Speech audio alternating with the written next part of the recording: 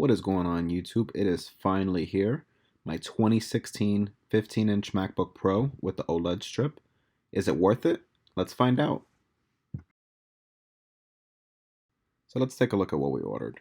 We got an i7 processor, 16 gigabytes of RAM, 256 gigabytes of SSD storage, and I chose that because I have a Western Digital MyCloud. And lastly, I chose the 460 Radeon Pro with 4 gigabytes of memory. A really nice addition to the new MacBook lineup is the color. This model here is the space gray, and it also comes in a traditional silver. Although we didn't see rose gold and regular gold, hopefully next year. Upon opening the MacBook, to the right of the touch bar, you're greeted with the second generation Touch ID, which can be used for Apple Pay, logging in without entering a password, and swapping profiles. You will also notice the second generation Butterfly keyboard, sandwiched by two speakers. Not only are they loud, but they give you an immersive experience. Let's take a listen.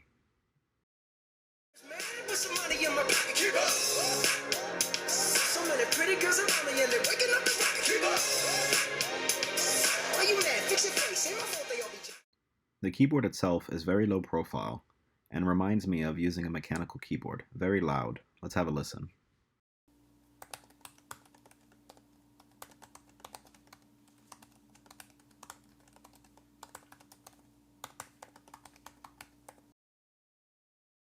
Below the keyboard, you cannot miss a huge trackpad, measuring 6 inches across.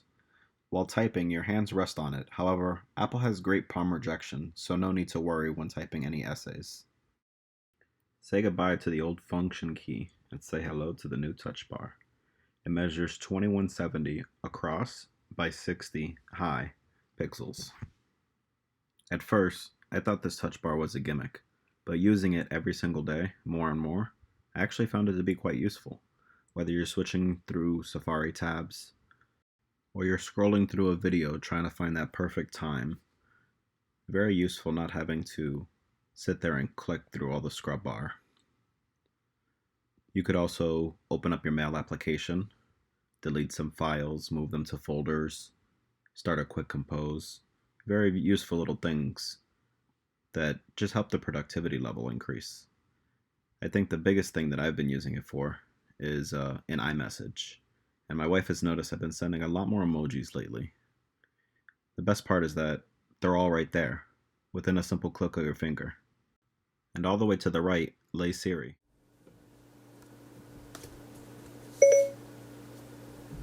What's the weather like today, Siri? Here's the weather today. If you're concerned about the volume control and brightness, don't be.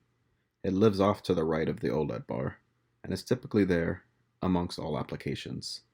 While myself and Apple is satisfied with the screen resolution of 2880 by 1800, they did, however, increase the brightness by 56%, and with an IPS panel, viewing angles on a sunny day are no issue.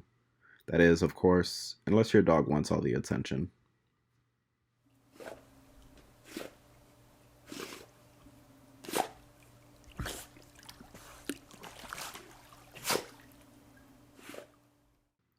Apple has been receiving a lot of heat over their transition to all 4 ports being Thunderbolt 3.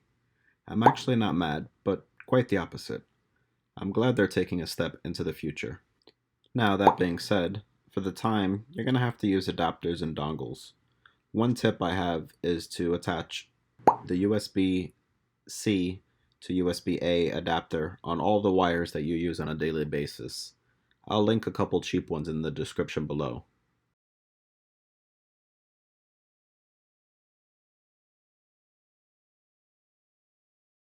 Now comes some performance test. Using Blackmagic, I was able to gauge how fast Apple's PCI SSD performed, and boy, did it perform, with the write speed notching over 1300 megabytes per second and a read speed of over 2000 megabytes per second. Not only will files transfer super quick, but this also helps operating tasks like starting up. I also ran another test using the application called Novabench, and while the score was not that impressive, it wasn't that bad either. Pretty mediocre, but good reference point.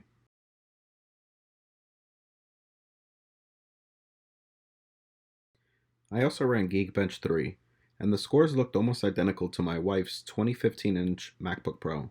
However, while I was doing video editing or multitasking, I noticed a nice performance increase. So that just goes to show you that synthetic benchmarks are either not accurate or not modified to work properly and gauge the hardware that's inside this computer. So while most people use a Mac for productivity, I enjoy a few games every now and then. Now, don't expect to play the latest AAA titles in ultra quality, but you can actually play some very popular games at medium to high settings with a smooth frame rate. As you can see, in Heroes of the Storm, I was getting about 60 to 80 frames while on medium, and cranking up to ultra, I still get about 40 to 60 frames, which is much better than I thought. I still wish that Apple would have actually went with NVIDIA 10 series GPUs, as the performance is much higher on those. But maybe next year. While Apple's battery is actually smaller than the previous model, they still quote 10 hours of use. I was getting about 7 to 8 in light use, and about 4 under heavy loads like video editing and gaming. The plus side is it takes less than 2 hours to fully charge this bad boy up. Now comes the time for the conclusion, and the real question, is it worth the $3,000 price tag? The answer I can give is yes, but only if you're actually going to put all the new features and functions to use. You're getting a brighter screen, louder speakers, faster storage, a huge trackpad, Thunderbolt 3, and a touch bar that has great potential. But that's some serious coin. I want to hear what you guys have to say. I have 2 questions for you. What would you use this MacBook for? And second, what tests do you want to see me perform? If you feel like this video was helpful in any way, think about subscribing, and I really appreciate a thumbs up. I have some more tech-related videos coming your way. Thanks for watching.